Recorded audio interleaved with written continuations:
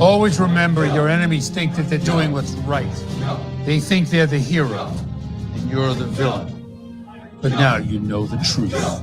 There is no good. There is no bad. Only weak or strong. And now that we've shed our weakness, it's time to show our strength. If you do that, I promise you, you will be unstoppable. Welcome to No Mercy, a Cobra Kai kickback. My name is Jacob Burrows, and I represent Miyagi-Do because I love calling the po-po on people for their own good. And my name is Jim Scampoli. I represent Cobra Kai, meaning you won't find me in no rehab because I ain't no quitter. That speech at the start, the clip we had, it feels very like there is no good, there is no bad, there is only karate, and those too weak to use it. We are, of course, talking about Season 3, Episode 2, Nature versus Nurture. We have the same directors as last episode, John Hurwitz and Hayden Schlossberg. Story by our dream team, the big three, Josh Hield, Yeah. John Hurwitz, Hayden Schlossberg, and with the addition of Joe Pieroli and Lewin Thomas, who are also the actual writers of the script itself, the teleplay. So created the story together, then they banged out the script. And as you know, Jim, once you've created the story, that script just flies out your fingers. So great collaboration all around. This is episode 2 of season 3. What are your initial thoughts before we dive into the actual events of the episode? Well, actually, let me give a quick side question, and I don't mean to pull us too off the topic here. Is it about flashbacks? Do you think, because for people that don't know, season 3 was recorded under YouTube Premium. Like, I've heard some people say that this is their first Netflix season. And like, yes, it's their first Netflix like premiered season, but this has been done for almost a year. It was recorded under YouTube Premium. Do you think we'll see a difference in the show look or budget with a season 4 under the Netflix banner of Cobra Kai? That's an interesting question. Have you noticed, like, I don't know. I never really felt that the show was, lacking in budget, really.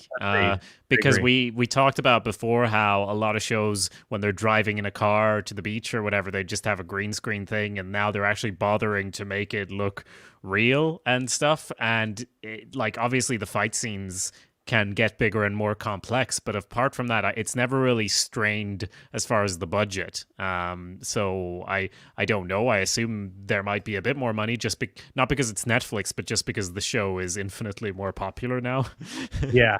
I've seen a couple people say like, oh, just wait till season 4 because then they'll have the Netflix money behind them. And I mean, I guess potentially we'll have CG characters and time travel and demogorgons or whatever the fuck. We'll have like a CG Mr. Miyagi doing new scenes. Oh my god. Yeah, that'd be great. But anyways, yes. So back to the task at hand. Just a quick side question. If you have any thoughts on that, if you're a listener, please hit us up at showswhatyouknow@gmail.com. I do go pointing out the car thing. I think a couple times in this season they went with the old in a green screen. Maybe Fair. They did have a lesser budget this season, or they put money towards other things. But anyways, if you have a thought on that, hit us up. This is the infamous the start of flashbacks, like not the flashbacks I dislike, the flashbacks you dislike, apparently. Generally. Because I dislike the flashbacks to things that were a couple episodes ago. Yeah.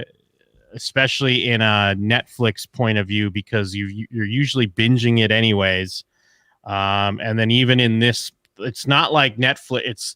It's not like season 2 was on Netflix in May of 2019, and we waited this long for a new season. Those are flashbacks I get a little, upset about. Now, I'm with you on them. I just don't get as heated, and I don't dislike in-universe fictional flashbacks like the one with Kreese, I don't dislike them as much as you dislike those other flashbacks. I'm just more predisposed to go like, here we go, some backstory instead of story, as I said in the quick take, which will always vary depending on flashbacks. But it's I definitely have a totally unscientific, unreasonable dislike of flashbacks and dream sequences, and I'm often proved wrong. Like, this is a generalization. I'm just rarely excited by them, Sometimes I get excited because I do feel like backstory can be a very creative way to fill in story and also like set things up. I mean, we won't get into too many specifics here, just that this will be an ongoing thing throughout the season. Just talking in general, I enjoy it sometimes. I enjoy a better understanding of a character or motives. Don't get me wrong, it can also be a very lazy thing. I guess it's similar to like voiceover or something. A lot of people get very upset about voiceover. I typically tend to enjoy it. I mean, I recently watched Goodfellas yet again the other night. And I mean, obviously that's like the creme de la creme of voiceover. So it's hard to throw that in someone's face, but I love it.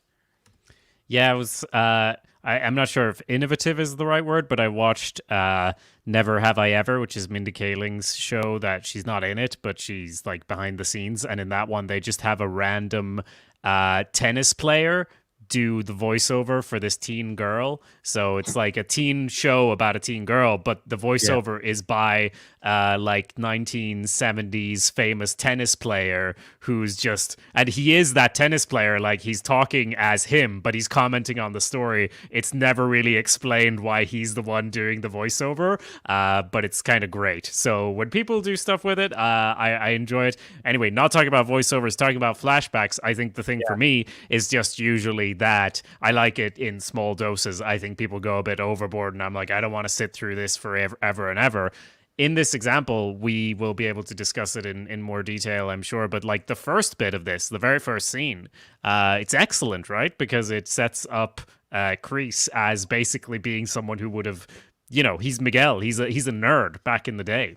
Yeah, which it's weird because it's like that's logical, but I can't blame Cobra Kai for this. But it's just in this world we live in of prequels, it's hard for me not to roll my eyes a bit. Like, yeah, of course, the villain was was bullied or whatever. I guess he wasn't like as Johnny would say, a pussy completely, because he is this fucking big ass ripped dude. It's almost like ridiculous that he'd be bullied by anyone. Yeah. Handsome as well.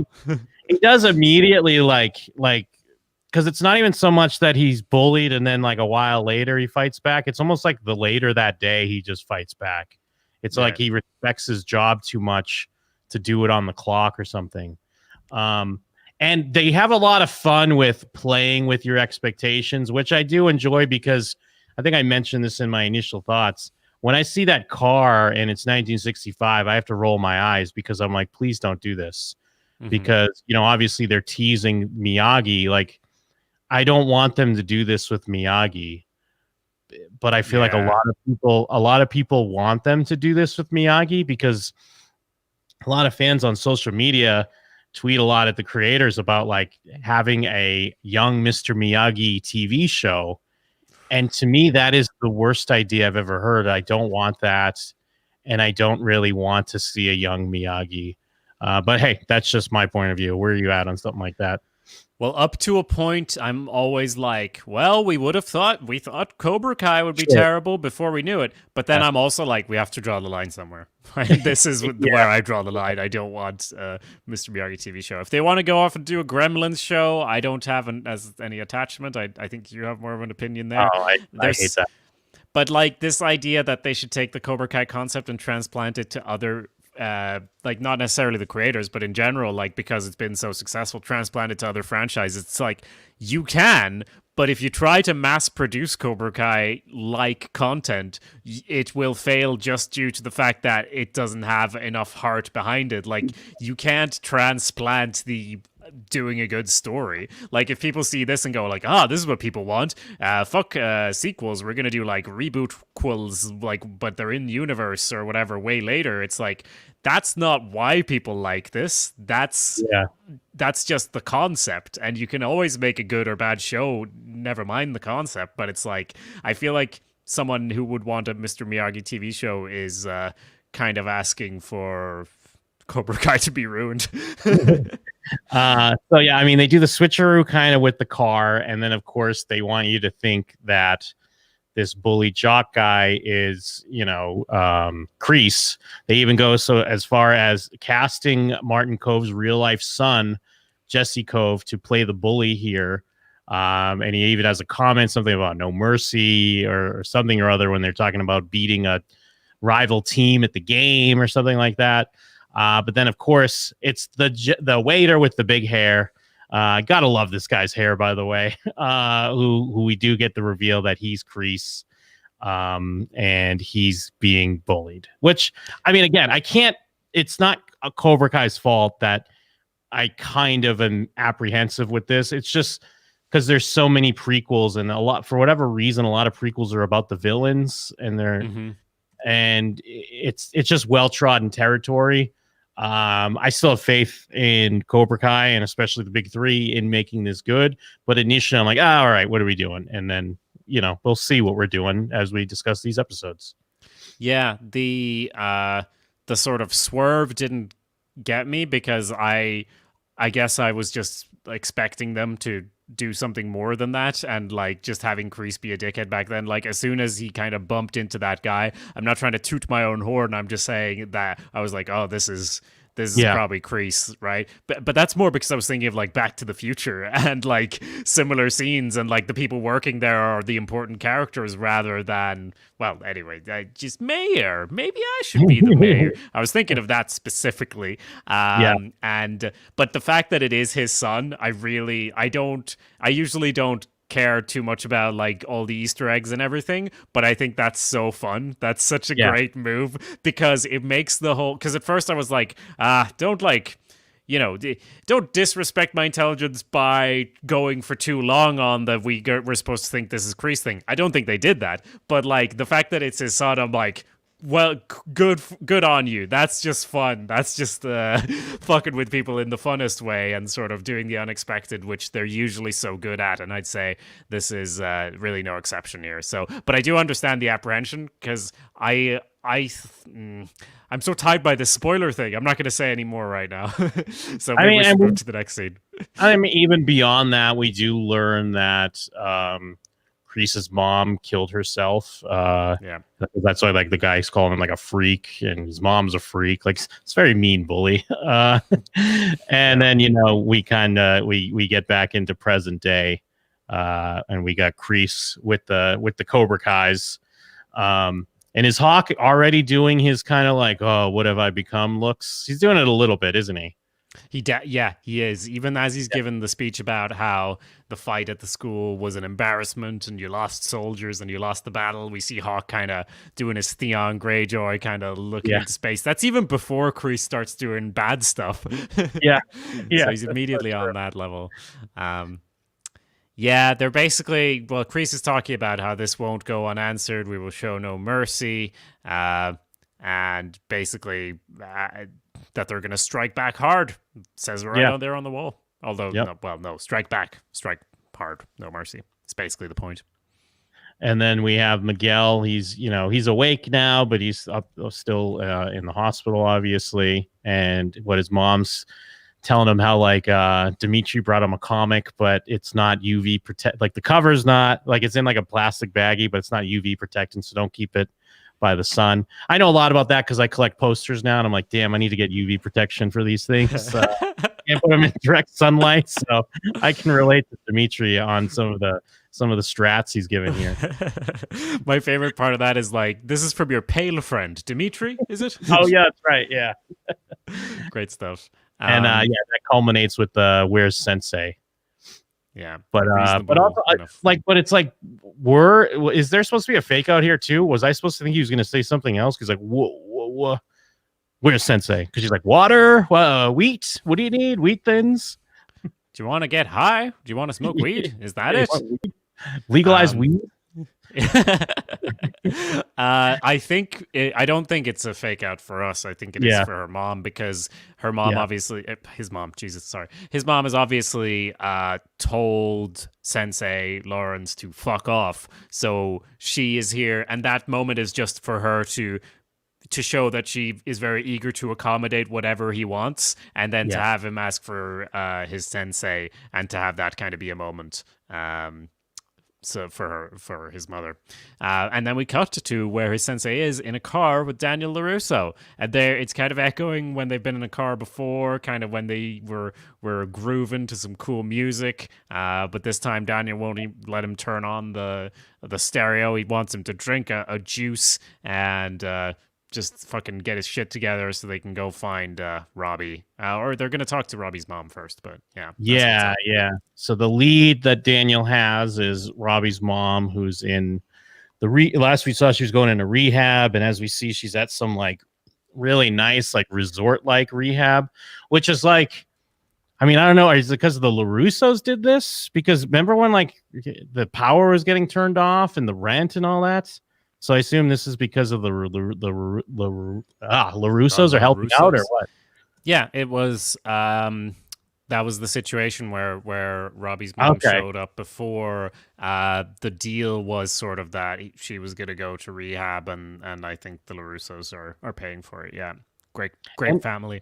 Well, I meant to call it out a bit in the end of the last episode, but it's just as apt here. But Ralph Macchio has like an extra poof in his hair in this episode, which makes him look even younger. This dude looks so young, but also like, I don't know, because he's always got the little swoosh of his hair. But in this one, it's like got an extra like volume or flavor to it. So I swear it's just when his face is at certain angles, you can see lines. Like you can he is not 25, but most of the time it's like, fuck, man. But when they get that nice poof on his hair, when he's got the swoosh going, oh man, forget about it. But then it's hilarious because they think that Johnny's checking himself in, like, oh, this is a great important first step for you and all that. And great stuff. That's when he's like, I'm no quitter. And what's even better about this little back and forth is they never bother to correct the lady. She just walks away thinking that he's checking himself in, because even Daniel's like, haha, yeah, I bet. We'll see. And then they just walk away. So as far as that lady's concerned, he's a new applicant here at this rehab. Yeah, it's great stuff. So they talk. I don't remember that much about the conversation. I'm sort of looking it up now, but the outcome of the conversation is that they need to find the two criminals from season 1 who Robbie was always hanging out with. That is the lead they're delivered. And there's some jokes about Truckosaurus or whatever. I don't know. I mean, obviously the point being Johnny doesn't believe in rehab. He's no quitter, and he doesn't respect her for being in there or give her anything. Doesn't give her an inch. Yeah. I guess she's even kind of like not really shots, but she's like a little surprised, like he's even involved, and it's a little back and forth. But yeah, eventually it just comes down to. But even she's just like, one of the guys vaguely Latin and another guy looks like Chris Brown. Very problematic descriptions, but she does nail it. You can see why she and Johnny were together with these problematic descriptions.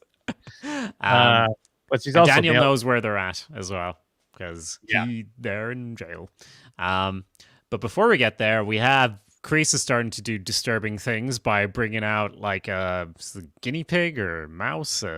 I don't know. They named it Clarence anyway.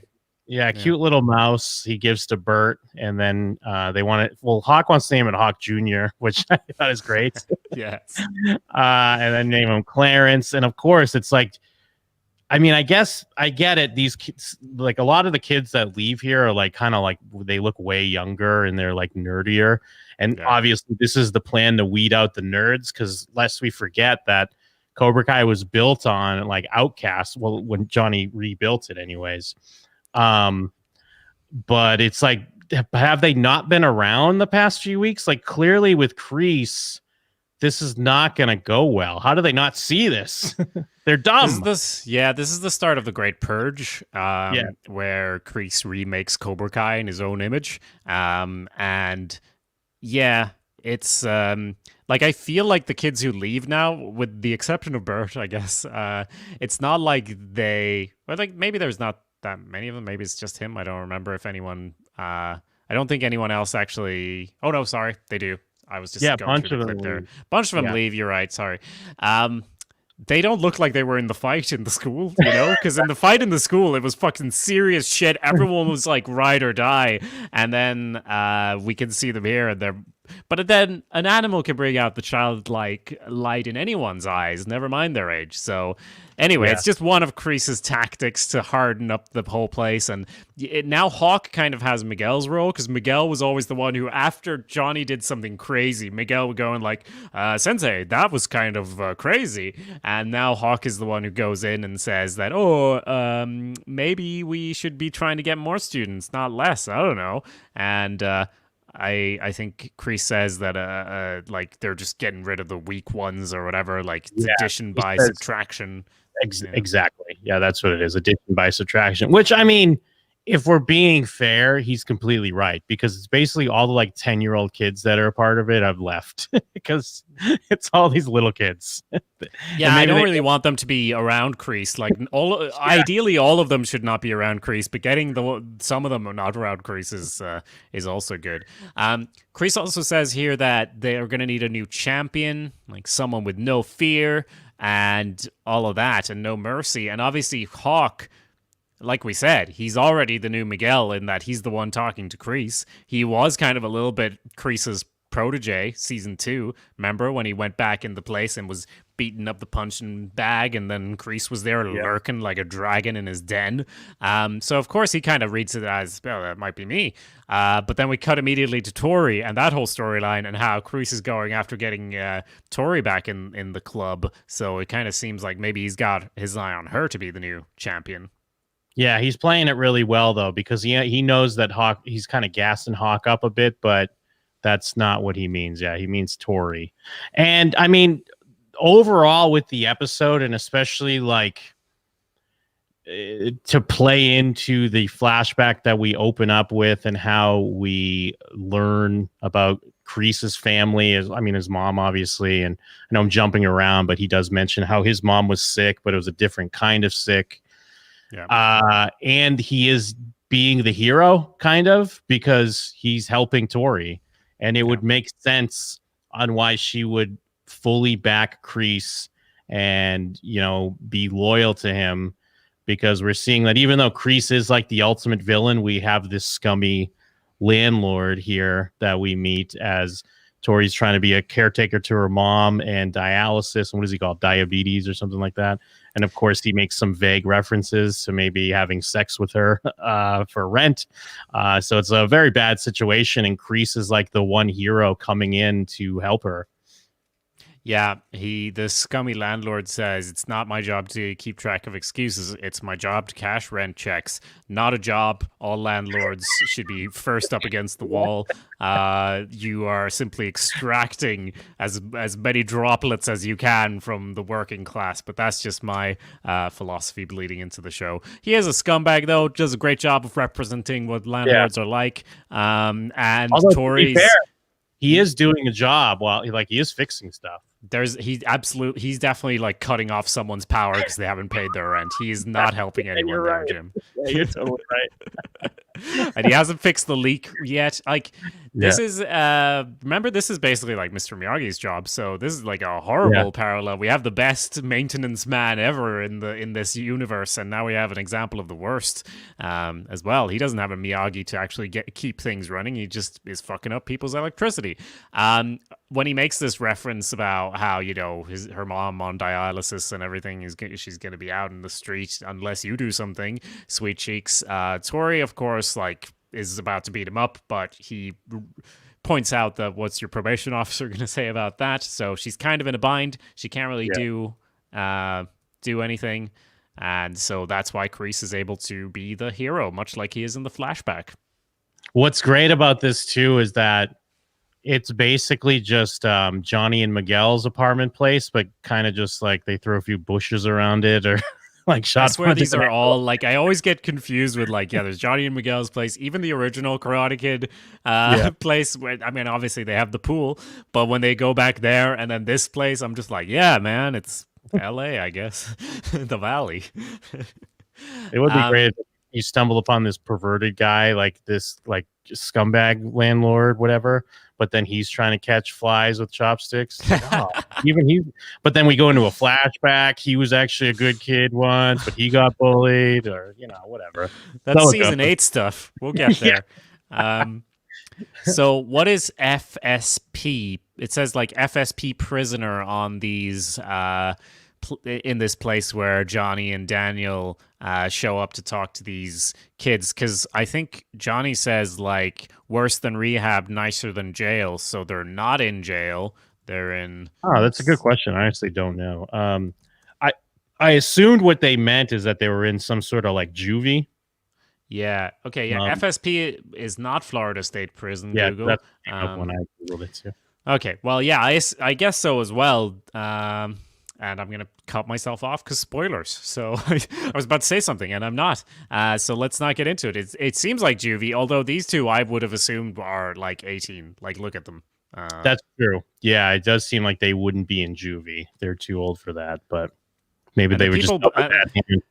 The people around them are also very much not under 18 as well. So like just in the background. But I was just confused because he says like it's nicer than jail. But I always get confused. What is jail? What is prison? All of these things. I have no idea. So I'm not too worried about it. It's just a throwaway comment from Johnny. They're there to play good cop, bad cop, get some information. Johnny's annoyed that Daniel is successfully bad copping them, that they're not respecting him at all, and he starts punching them. And it's kind of fucked up, like, even though it's comical, it's kind of fucked up because they've already kind of agreed to talk, and then Johnny just kind of hits this guy twice, and the prison guard looks away, and I'm like, I know I'm on your side, Johnny, and I know you're supposed to be a douchebag, but this feels bad. This doesn't seem like a good thing because they already were like respecting Daniel and were probably going to talk, and then he hits him twice. But it's also funny, so double-edged sword. I didn't like this really. I don't know why. I mean, not that because obviously this is not a show that's known for like realism, but this just felt too comical. Because even like, I mean, it's a funny bit that the guard like doesn't care, but I don't know, whatever reason, this just didn't work for me. But I also have to acknowledge that, like, obviously the whole idea with this episode is to make Daniel and Johnny like literally buddy cops. Like, so they do reference Tango and Cash in this episode, and they are kind of going for that vibe of like an 80s action movie. So I kind of have to give it up to that. But I don't know, for whatever reason, it wasn't like, I do think it's funny. It just wasn't making me laugh. I didn't really love it. Yeah, I get that. It did work for me, but it's also like Daniel, later on in the episode is like, oh, you're never going to change or whatever. Go fuck off, Johnny. But like, he's really bad from the start, like, and punching this guy twice for seemingly no reason other than just wanting to kind of out bad cop Daniel, because Daniel thumped the table, so then he has to punch him twice. But all the same, it did work for me because I was so on board with the buddy cop thing. Is this supposed to be Folsom State Prison? That's FSB in California. But that's like isn't that like Johnny Cash and shit? I guess it's one of 35 adult institutions in California. Folsom is the second oldest prison after San Quentin. One of the first, but it's like a maximum security. It can't be that. Let's not worry about it, Jim. We won't. Yeah, I'm sorry. Sure that's okay.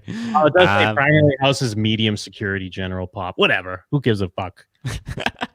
And the guy's bleeding and crying at the end, so it's hilarious, and he's never going to get out. And the prison industrial complex is a real issue, much like the housing crisis.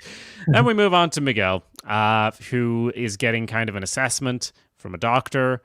he does like the classic film thing of like poking his foot. Like it's such a we've seen it 1,000 times. Poke a needle into his foot, and he's like, I don't know, I can't sense anything.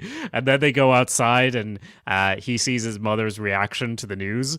But I feel like the whole when you poke the foot with a pen, it's a pen, to be fair, not like a needle. So I don't know. It's some great acting, of course, as always. From our boy, kind of being like, oh shit, even though it's not like explicit, like it's not over the top, he's just like, oh wait, this is horrible, and so he's just kind of coming to terms, realizing that at least his brain works. Yes, well, and also like, I guess I meant to speak on this a bit at the end of the last episode, and it comes more into play as this episode ends.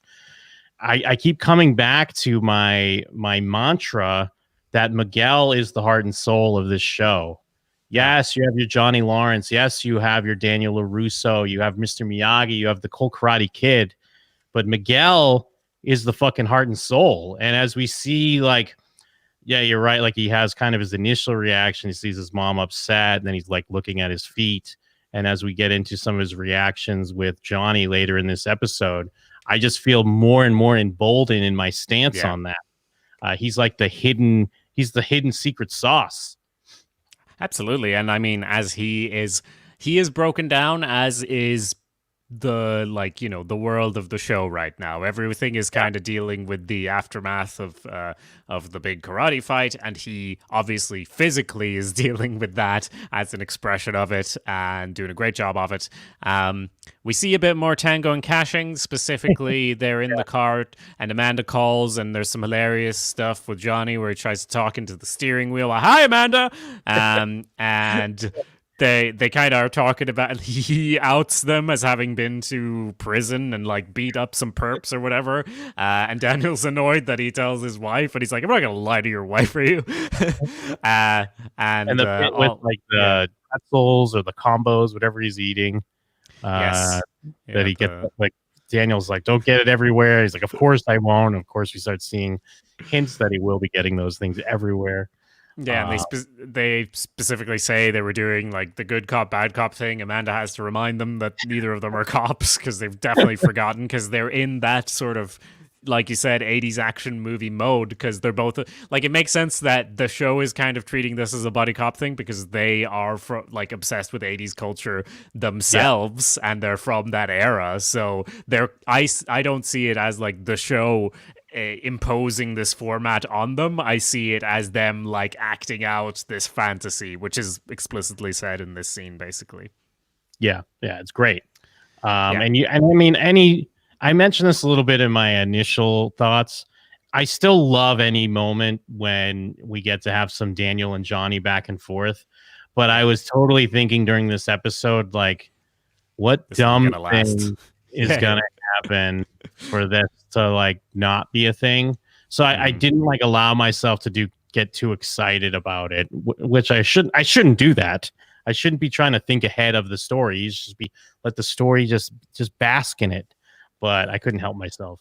I get where you're coming from there. I think this is where I was sort of helped by not watching it in a long string of episodes, where like I spent enough time on episode 2 and that I was like hyped for it as an individual episode rather than like a stepping stone, and not really trusting that it's going to go to the next logical thing sort of thing. But yeah, I totally see where you're coming from as well, because that does happen in the fight in the garage where like, oh, I never should have trusted you or whatever, etc. Because if we skip ahead, because we have Kreese chatting with Tori, we've already kind of covered what that's about. He wants her to come back and do karate, and she, being reasonable for literally once in her life, is like, I have to work, and I've been expelled, and I have probation stuff, and I have to support this whole family. Karate's not really at the top of my list right now, bro. But honestly, she's being very un-Tory here, in my opinion. Yeah, by being reasonable, you mean? Yes. Yeah, because we've never seen this story before. And obviously characters are multifaceted and different sides, but we're essentially watching a conversation from the two craziest people on the show. Not even getting into some of the stuff that happens later this season, just basing it off of season 2 and the way she calls Sam out, and then the way she was like very happy to like disfigure her or whatever she planned to like attempt. Maybe it wasn't quite murder, but yes, she was gonna like punch her face in with nails or pins, or whatever she had on her bracelet that she'd already sliced her arm with and left a scar. So she's a crazy person. It's the flip side of what Sam was talking about when people think, oh, if girls fight, they're crazy. I'm sorry, Tori is crazy, but yes. we'll see. For sure. Like, no, this you're kind of right. The Tori we're seeing in this scene is as separate from the Tori we've seen in the rest of the show as Kreese at the start of the flashback is from the Kreese we see now. Like, in that he was like this wimp and kind of a freak and an outcast at the start and all that. There, even though he's not that different, but yeah, there's this whole arc of difference between where Kreese was then and where he is now. But for Tori, for Kreese, that's a difference of a lot of years, and for Tori, that's literally just trying to make her more sympathetic by sort of giving her more of an insight into her situation and where she's at. But we will see how that plays out in the rest of the season, because of course Kreese goes and I was so distracted by the whole car sequence that I don't even clearly remember the scene with Kreese and the landlord, but it pretty much plays out the way you expect it to play out, right? With him he has a cigar snipper thing. Yeah, the cigar thing that he had in the earlier scene with Hawk, which I think it's in Darkman, they do a similar thing, because I know I've seen something like that in a movie before. I mean, of course, cigar cutters are perfect for cutting fingers off. Yeah. But yeah, I mean, I think in between that, we see the young Kreese like sticking up for that girl when it's like David, I think is the bully's name. When he's like, if I see you making eyes at someone again, and he's like kind of ready to like smack her around, and then he fights those two dudes, and he gets a little beat up, but then he wins because he's a hero. But then we see him when he goes after the guy. The guy's like, oh, what a show, you money. And then he starts making some, snide comments. And then it turns into Kreese being like, well, maybe we should have a deal here. And he's about to cut his finger off. And I totally just expected that he would. Yeah. But, I mean, of course, I guess it does make sense that he wouldn't. He's got more leverage, I suppose. Yeah. And like, since we're talking about Kreese, in the like ending of the episode, when he gets on the bus to actually go, because obviously from the start of the flashback there was this whole thing about joining the army. We know his army background is a central part of his character. The fact that he gets the girl is kind of, I don't know why that's so weird. I'm just so used to that type of trope being subverted nowadays. But he's literally like, hey, you, get your dirty hands off of her. And like beats up the bullies and gets the girl. And he did have a crush on the girl all along. And there's no like subversion of any expectation there. But it feels like it makes sense because we're in a flashback. We're in a different era where these tropes weren't subverted. They were played through, but in real life sort of thing. Does that make sense? No, that makes sense. They are, because they're doing this shorthand too of like, it is kind of weird that I guess he does pick up the thing. So we get that he's thinking he could go to the army and be a hero, but it just feels like he's already a hero. But I don't know. I guess knowing the character, and I guess a little piece of his home life with his mom, maybe it makes sense he's striving for more or something. I do want to call out the obvious edits that they do that they think are, I mean, I guess I don't know if they necessarily think they're clever, but we have the, hey, need a lift, and then cuts to the gas pump that says lift on it. And then when he's about to cut the finger, we cut to the hot dog being cut. I don't like those. I didn't like the lift one. The hot dog, I didn't mind. Maybe I've just been I've been watching a lot of Buffy and recently, and it stands out to you more as like a repeating pattern when you're rewatching it, but you know how often they like to do like say a thing and then cut immediately to that thing happening. If that adds up, like it's just all the time when like, oh, it couldn't get any worse, and like cut to it getting worse. But like it's almost every cut in some episodes that you're like, ah, yeah, I get it, Joss Whedon. One of the best ones, if we're talking Buffy real quick, one of the best ones on Buffy is, I forget who's talking, maybe it's Spike, and they're talking about how the Slayer and how she's a genius and you don't want to underestimate her. And then it cuts to Buffy and she's got ink all over her hands and she's like, stupid pen. Great one. What's Buffy? But when we do cut to the gas station, we have Johnny and Daniel spotting. Well, first they get a text from Amanda saying that Miguel's out of the coma. Please tell Johnny, which is very kind of her. And obviously that's good news for once, but it's kind of set aside for a second because they spot the car and go chasing after it.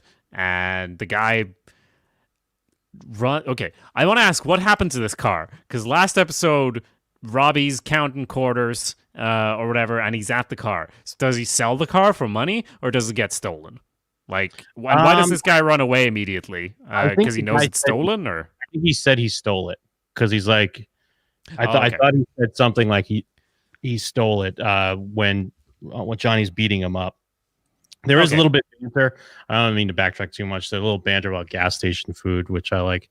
But yeah, they see the guy, and I think the reason why he takes off is because he stole the car, and he's, I guess, in the process of bringing it to the chop shop where he ends up leading them to, and that's where the big fight happens. Well, to be fair, also I noticed the car on the back. It actually said like it doesn't have a license plate. It says like LaRusso Auto Group, and Daniel's son is famous in the Valley. He's the best auto dealer. His face is all over. So imagine you have that, and you're like, oh shit, it's the guy. He's about to kick me, like he kicks the competition. We get a sweet-ass car chase where Johnny's driving and Daniel's being the neurotic one. They do have, like, this dynamic, their buddy cop dynamic. It's something we have seen, obviously, since the start, but it's also great to have that sort of Daniel complaining about things, Johnny not giving a fuck as they try to solve problems together, and him driving his car like a crazy person and kind of wrecking the mirrors and stuff. But yeah, so then they arrive at the chop shop, as you say, run in, they're out of their elements, they've got all these cool criminals, and they end up fighting.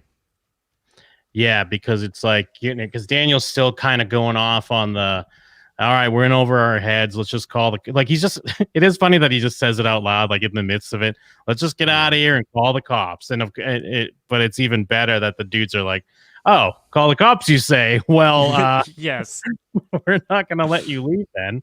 But all this stuff is kind of perfection. The way Johnny pushes Daniel out and then pushes him out of the way and then punches the guy. And then we have this fucking awesome team up battle. It's great. This is the stuff, if you told a 2018 me that, hey, in season 3, wait till episode 2 when there's going to be a kick-ass brawl. Like, this is great stuff. But again, in my dumb brain, initially when I'm watching, I'm like, what are they going to do though? Like, how are they going to break this up? But it's still well done fights as well. I think it's well choreographed. I like the way you see kind of like the differences in their styles as well. Like, kind of shows through a bit in the way they fight. I think it's all good. And the way, just the fact that they also kind of have each other's backs is great too. It's good stuff. Yeah, I mean, when they take out the last guy, as I think we're referencing, it's like Daniel does the high kick, which is his trademark. It's not the trademark kick, but it's a high kick. And Johnny, what does he do? He sweeps the leg. And it's exactly what they've been doing to each other, but now they literally have a common enemy between them to take the punch. So, it's fantastic fan service stuff. Been waiting for ages. The only, disappointing thing is that Johnny runs after this guy and, as you said, beats him up. He said that it was stolen, as you said, right? And then, but then immediately, Daniel's like thinking that he's going too far. Though, to be fair, he was saying that ever since the car chase as well, that they needed to stop this shit. And Johnny's just beating this guy up. So they're immediately, the alliance is broken almost as quickly as it formed.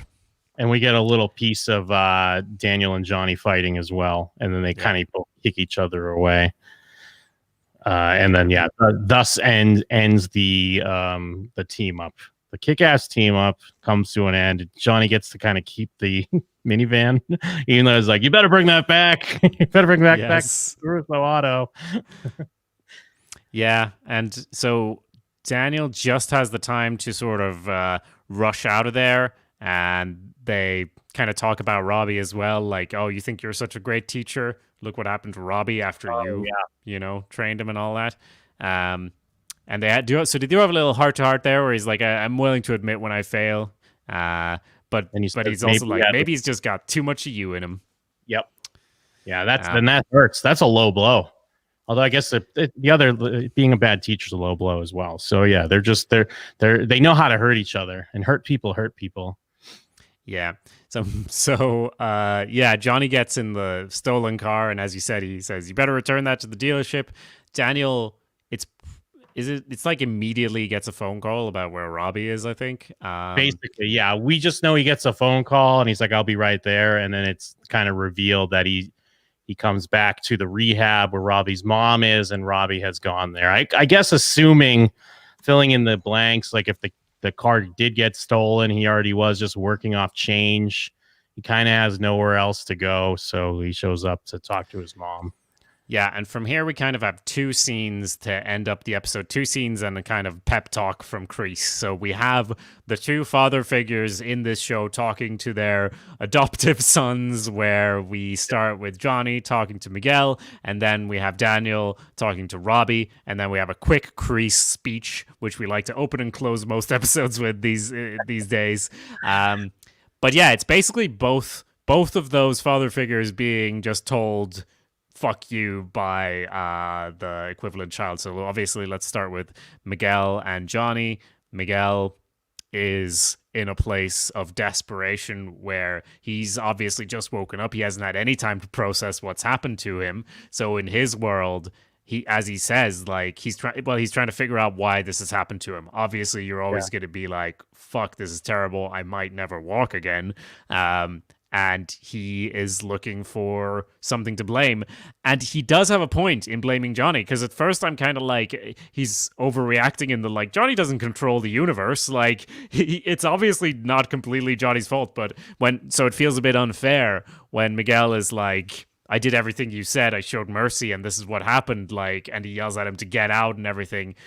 That makes sense because it's a fucking emotional moment. It's difficult for him. He has just had all of this information laid on him that he might never walk. But also B, if you look at the first seasons, he has basically, much like I assume the stereotype of someone going to study under an Asian master in the woods, he has dedicated himself fully to following Johnny's every fucking word. He stopped having asthma because Johnny said so. He has consumed all of 80s media like it's fucking Ready Player One because Johnny likes it and told him it's cool. So basically everything in the world, he is following Johnny's law. And so he is right in that sense, in that Johnny's guidance has failed him and put him in this place.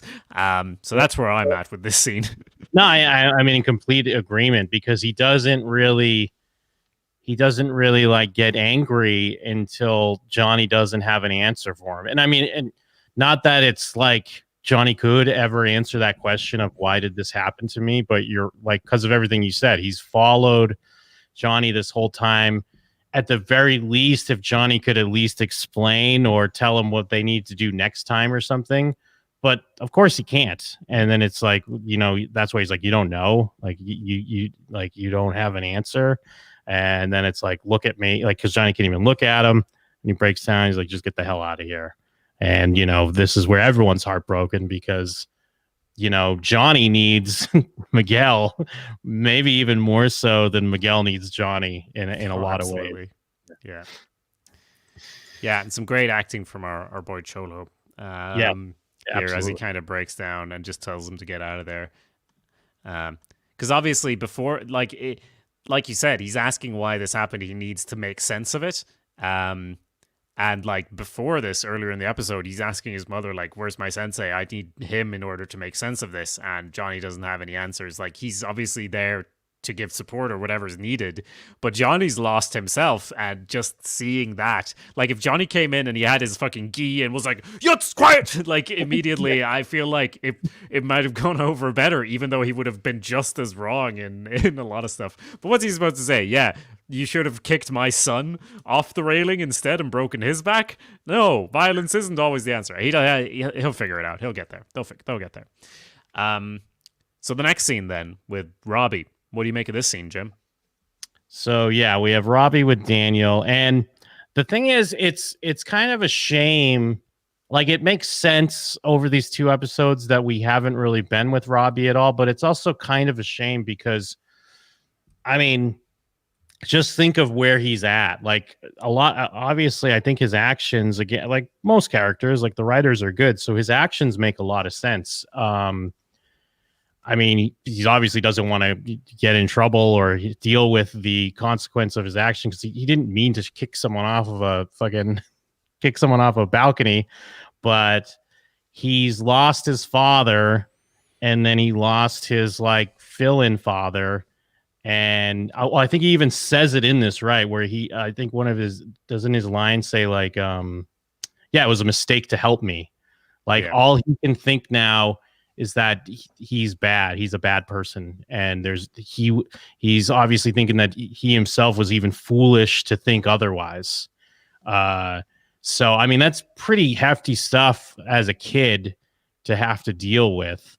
And, you know, even as an adult, when people do things for your own good, it's hard to gauge that in the moment. And, you know, no amount of explaining that Daniel tries to do here when, you know, the cops do show up and he has to kind of turn himself in, he's not going to be able to get it. And it's going to take a long time, I would imagine, for him to get it. So I guess it's similar with Miguel, although we got to be a little bit more with Miguel before having his, you know, showdown with Johnny. But we don't really get anything with Robbie because he's kind of the mystery that we're searching. He's the what's the fucking word? What they in storytelling, the thing you chase. Like, there's always like a thing you have to get. Like, we got to get the sword, or we have to get this. The like MacGuffin? Robbie, the MacGuffin. Yeah, Robbie is kind of the MacGuffin to set up the Daniel and Johnny stuff. So we can't even have moments of him, whether it be trying to interact with other bums or whatever the hell he's dealing with, or stealing stuff to eat. You know, we can't have that because he's the MacGuffin that they're chasing. See, I like that stuff you said about how Robbie, we get a little bit of a view on what's been going on with him and that he's blaming himself, much like every single character in the show, by the way, except Amanda, who rightly doesn't think she did anything wrong. But like every other character is blaming themselves right now, and maybe that's saying a little something about humanity. Obviously, Robbie is in part right to blame himself. He did kick Miguel off the thing, but Daniel says, look, no, you can learn from your mistakes. And this is very much tied into like his conversation, obviously, that he just had after his fight with Johnny, where he's like saying that at least I can admit my mistakes. And Johnny was telling him what a bad teacher he was to Robbie. And so it's put him in a place where he can say this stuff about, I'm going to help you, I'm going to be with you every step of the way. And I feel like it's a cop-out. Like, not just literally, it's like the cops come in, but it's like, it's a bit of a cop-out from the writers that Daniel fucks this up so bad with the timing. Like, literally 10 more minutes. I feel like this only happens so that Robbie can say, fuck you, Daniel. I'm, like, going to go off, and I'm going to have my own storyline, and I'm not going to listen to you and be part of Miyagi-Do or what have you. Like, it's a bit shit because Daniel just doesn't do the thing he says at the start of the episode that he's going to do. He's going to talk to him and convince him to turn himself in. He just skips that part. And I get that he just had a big fight. Maybe it's a bit of a panic situation or whatever, trying to resolve it before he runs away again. And he's already been in a big fight today. He's maybe not going to be able to restrain Robbie if that's needed or whatever. But he doesn't do the thing he set out to do at all. He fucks it up so bad. And they were just talking about how he's going to learn from his mistakes. And he starts to do it. Like, there's an implication in his eyes of when the cops come in of like, oh shit, they're here already. But it's just so bad because it completely taints their entire like relationship obviously in this one move, and I feel like it's not really earned. It's just Daniel fucking up on the timing instead of fucking up with something real. I think the way they're trying to present it, though, is that the cops are the ones fucking up the timing. But then again, I guess it does have to be inferred that he called them, I guess. But he says that he told them that you'd turn yourself in willingly. Yeah. But when Robbie tries to run, like, is that not going to be in the police report? Like, how is that going to be helpful then?